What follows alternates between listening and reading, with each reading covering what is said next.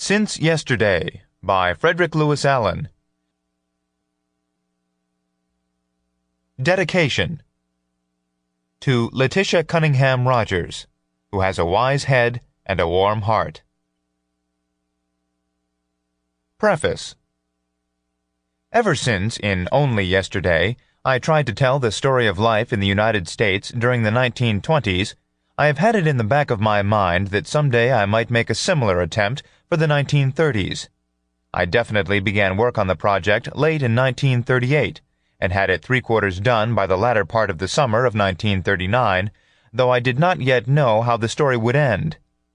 The outbreak of war in Europe provided an obvious conclusion, since it promised to end an era perhaps as definitely as the Panic of 1929 had ended one.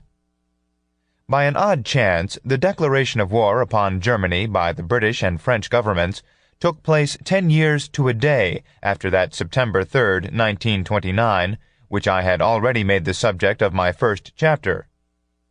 It gave me a turn to realize how precisely the course of events had provided me with a decade to chronicle.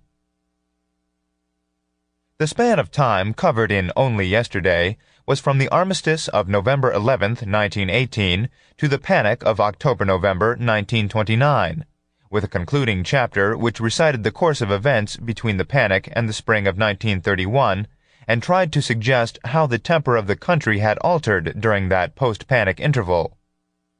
The book was published in December 1931. When I came to plan the present volume, it was clear that some overlapping would be necessary, for obviously the story of the 1930s should start before the Panic and give some idea of the high place from which the country fell during the economic collapse of 1929 to 1932. Hence my decision to begin with a study of things as they were on September 3, 1929, which I had written in somewhat different form as an article in Harper's Magazine in 1937, and in a second chapter to cover the Panic and the course of events up to the spring of 1931. The story of the Panic itself, however, I have abbreviated in this book, since I told it in considerable detail in Only Yesterday. The problem of selection and emphasis, always difficult, is of course doubly difficult when one is writing so close to the event. In Only Yesterday, I brought into sharp relief manners and customs, fads and follies, and everyday circumstances of life.